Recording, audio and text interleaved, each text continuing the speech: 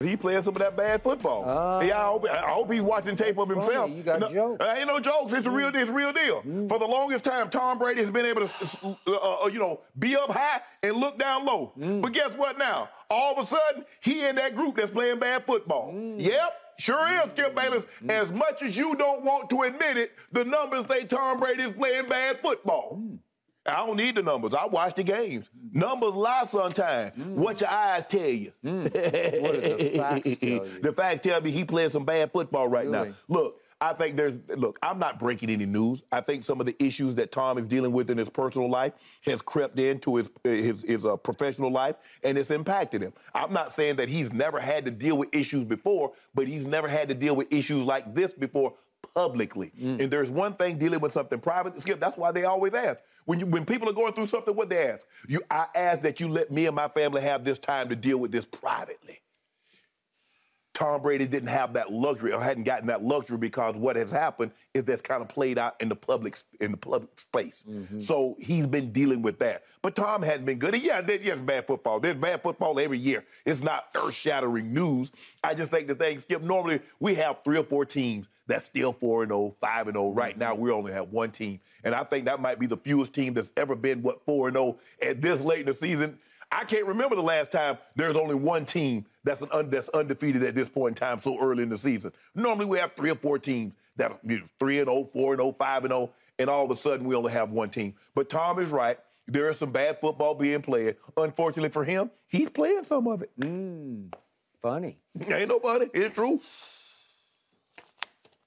Number 1, I was shocked that my man, Thomas Edward Patrick Brady Jr., blurted this out because it's not like him to speak like this. You see? He got him out of character. He's usually, oh, shucks, gee whiz. Yeah, he buttoned up. He's Belichickian. He's not going to give you anything in any kind of midweek media session. Yes.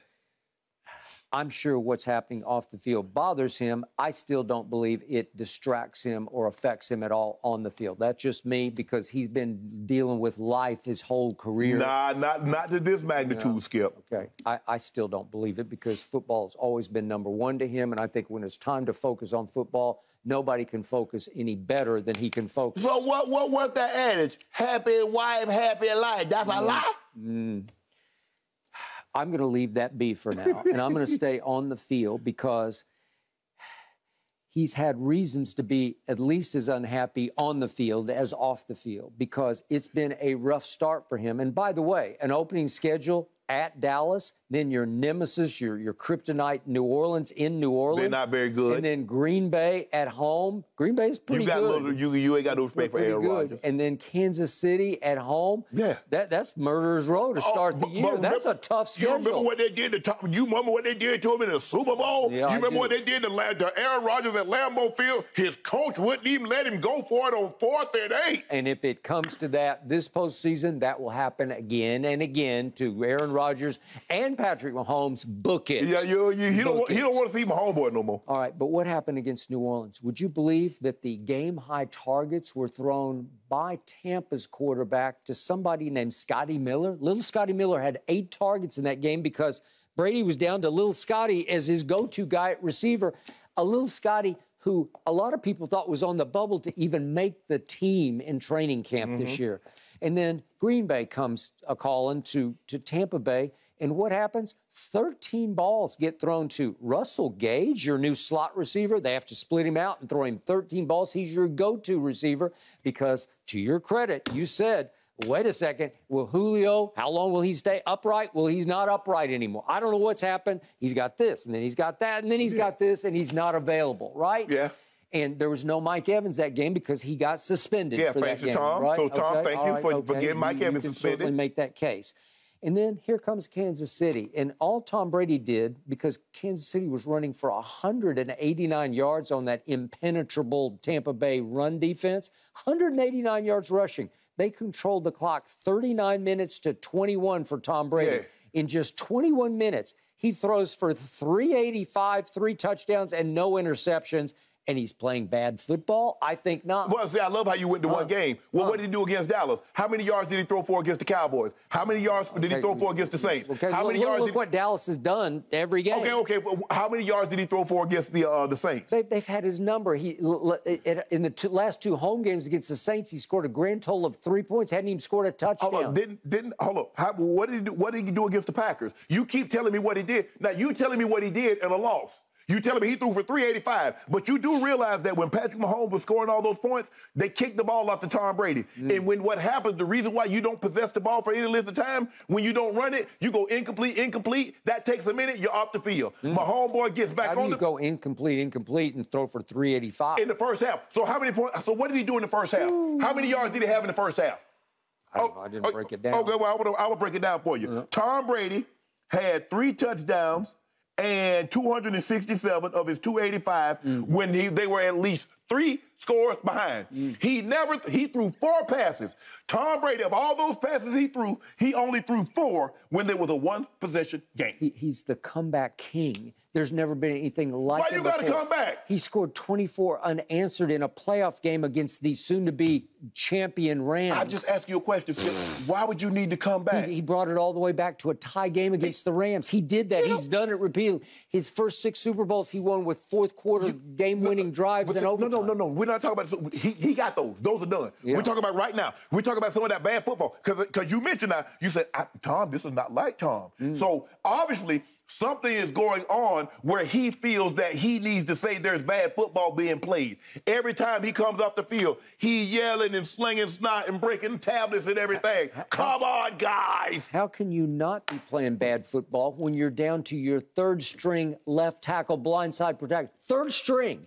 How can you not be playing bad football when you're starting a rookie at left guard? How can you not be playing bad football when your center is playing his 3rd, 4th, and now 5th games at center in his life? I was told nobody does more with less than Thomas Edward Patrick Brady. That's a fact. Do more then. Yeah. I do more. Now, he needs, in other words, he needs more because he's less. What I've been telling you all along. You've been trying to tell me he's less for 6 straight years, and he, Thomas Edward Patrick Brady Jr., has made you eat those words 6 straight years. What did he do? You've been trying to send him home. What did he do? He went and joined Mike Evans, with Mike Evans and Chris Godwin. When he got there, Chris Godwin was the #1 rated receiver, Pro Football Focus. Both guys had just come out Pro Bowl season. They were 7 and 9. And what did Devin White say? They were the sucking What did Devin White say? If Jameis doesn't turn the ball over 30-plus times, we'll play our team with Jameis. Da-da! So don't pretend like... So, in other words, he made Chris Godwin. In other words, he made Mike Evans. Is that what you're telling me? I want to hear you say it out your mouth. I didn't think so. All I know is that last year, the players in this league, his peers, voted him the best player in pro football. Skip, you wanted to send him home? Skip. Pro Football Focus graded him the #1 quarterback in the regular season. The Rams sent him home. Wow. I didn't send him home. The Rams sent him home. They didn't send him home. Yes, they sent the defense home. No, they sent him home. Yeah. Guess what? That's what happened. It's called a team. So guess what? The defense didn't go home and Tom Brady kept playing. He went home with them. It was 27-all, and Cooper Kupp was running a decoy route, and they blow a blitz, and Matt Stafford said, seriously, I'll take that. So what about those 4 turnovers that the defense gave him? They did. Okay. Yeah, but he was cashing, man. Cashing. Yeah. I watched Russell Wilson last night go 0 for 4 in the red zone. I watched Brady cash every turnover. And guess what? It got him. It got him tied. Got him going home. Got him 27-all. Okay, what did he do with my homeboy?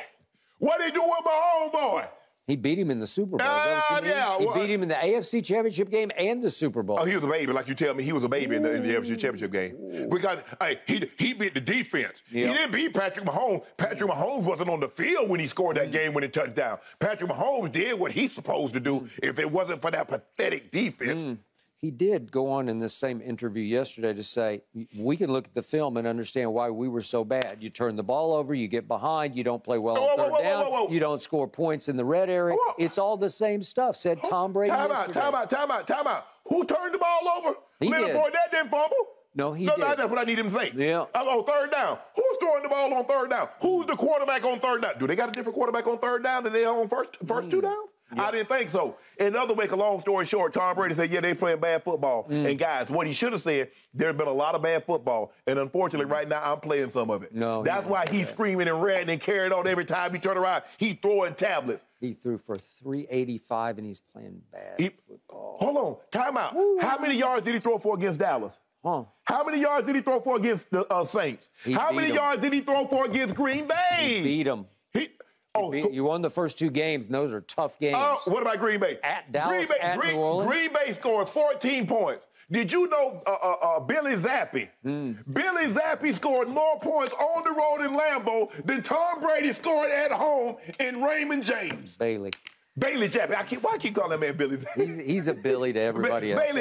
Bailey Zappi. Yeah. You mean to tell me Bailey Zappi, a rookie, a guy that went to some little junior club, Houston Baptist. He did go to Houston Baptist. For 3 years. For 3 years. Yeah. And he went on the road at Lambeau and scored more points in Lambeau than Tom Brady did at home. Unrecruited out of Victoria, Texas. And there you go. Yeah. And that's the bad football he's talking about? Yeah. He's playing it.